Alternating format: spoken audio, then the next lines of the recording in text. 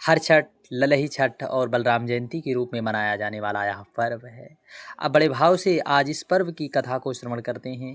इस दिन भगवान श्री कृष्ण के बड़े भाई बलराम जी का जन्म है। यह व्रत संतान की दीर्घायु के लिए आइए बड़े भाव से हर छठ ललही छठ की एक पौराणिक कथा को श्रवण करते हैं। निश्चित है इस कथा को श्रवण करने से भक्तों के कष्ट अवश्य दूर होंगे। जिस प्रकार कथा में ग्वालिन के कष्ट दूर हुए उसी प्रकार आपके भी कष्ट अवश्य दूर होंगे। निश्चित है, क्योंकि भगवान भक्तों का कष्ट हर क्षण हर युग में दूर करते आ रहे हैं। प्राचीन काल की बात है। एक नगर में एक ग्वालिन रहा करती थी। वह ग्वालिन अर्थात गाय के दूध का व्यापार किया करती थी। गाय के दूध का व्यापार किया करती थी। उसी से अपना वह पालन पोषण किया करती थी और दैव संयोग से वही दूध बेचकर अपना व्यापार करती, अपना जीवन यापन करती। और उसके जीवन में भगवान की कृपा और करुणा से वह प्रसवावस्था में थी, अर्थात गर्भावस्था में थी। और वह दिन नज़दीक आ गया कि कब वह प्रसव कर दे, अर्थात वह कब जो है बच्चे को जन्म दे दे। प्रसव काल का समय अत्यंत निकट था।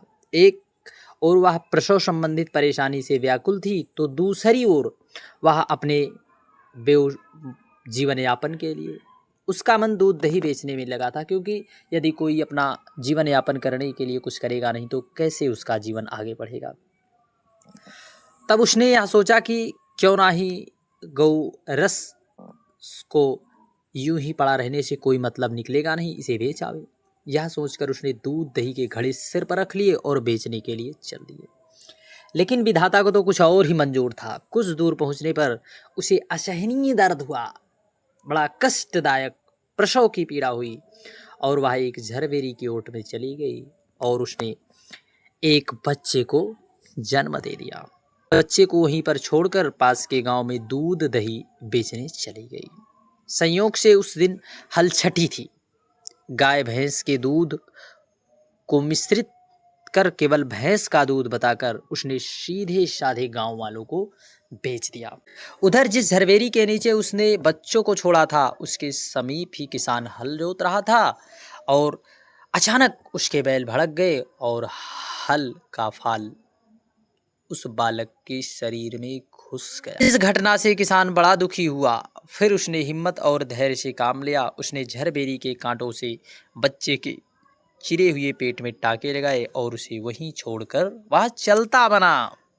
भक्तों, कुछ देर बाद जब ग्वालिन दूध बेचकर वहां आई तो बच्चे की ऐसी दशा को देखकर वह सोचने लगी कि यह सब मेरे पापों की सजा है। यदि मैंने झूठ बोलकर गाय का दूध ना बेचा होता, गांव की स्त्रियों का धर्म नष्ट ना किया होता, तो मेरे बच्चे की यह दशा कदापि ना होती। अतः मुझे लौटकर सब बातें गांव वालों को बताकर प्रायश्चित करना चाहिए, क्योंकि प्रायश्चित से कितना भी घोर पाप क्यों ना हुआ जल जाता है। ऐसा निश्चय कर वह गांव में पहुंची। जहां उसने दूध दही बेचा था वह गली गली घूमकर अपनी करतूत उसके फलस्वरूप मिलने वाले दंड का बखान करने लगी। तब स्त्रियों ने स्वधर्म रक्षा और उस पर रहम खाकर क्षमा कर दिया और आशीर्वाद दिया।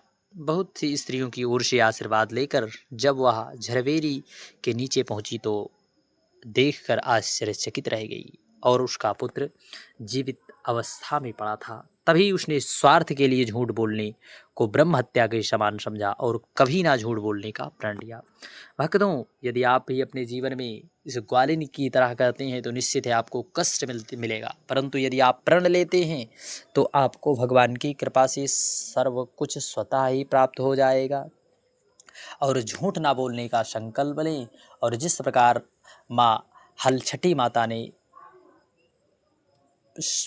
ग्वालिन के कष्ट को दूर किया उसी प्रकार आपके कष्ट को भी दूर